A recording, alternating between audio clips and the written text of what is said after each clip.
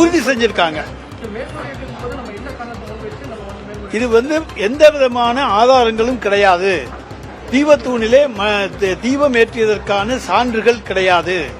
இதை தமிழ் மக்கள் ஏற்றுக்கொள்ள மாட்டார்கள். ஒரு சாரார் இன்றைக்கு இதிலே புகுந்து விளையாட பார்க்கிறார்கள். எனவே நாங்கள் அதை அனுமதிக்க கூடாது என்று உச்ச நீதிமன்றத்திலே வழக்கு தொடர்வதற்கு எங்களுக்கு முழு உரிமை உண்டு.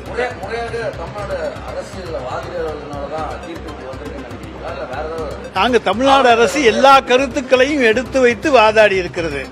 ஒரு இடத்துல இந்த இடத்துல இதுதான் நடக்கணும்னா அந்த இடத்துல நடக்கும். சுடுகாடு இருக்கிறது, அங்கேதான் நம்ம பாடியை எரிக்க வேண்டும் என்று சொல்லி கிராமங்கள் வைத்திருந்தால் அந்த இடத்துல தான் போய் எடுப்பாங்க. அதுக்கு போல வேற எந்த இடத்துலையும் போய் எரிக்க மாட்டாங்க. அது போல பழக்க வழக்கங்கள் தான். எனவே அந்த பழக்க வழக்கத்தை மாற்றாதீர்கள். இதுவரை எந்த ஆதாரமும் இல்லாத ஒரு இடத்திலே எதற்காக இப்படி ஒரு தீர்ப்பை கொடுத்து தமிழ்நாட்டிலே ஒரு குழப்பத்தை உருவாக்க முயற்சிக்க வேண்டும் என்பதுதான் எங்களுடைய கேள்வி.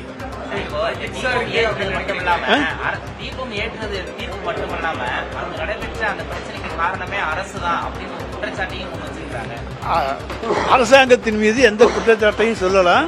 ஆனால் அன்றைக்கு அரசாங்கம் தடுக்காவிட்டால் அங்கே போய் தீபம் ஏற்ற வேண்டிய சூழ்நிலை ஏற்பட்டிருக்கும்.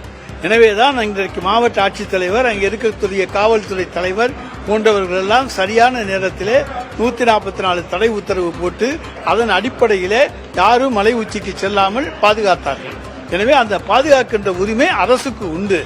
எனவே இதை அன்றைக்கு விட்டிருந்தால் அது தொடர்ந்து அது பழக்கமாக வந்திருக்கும். எனவே அது அந்த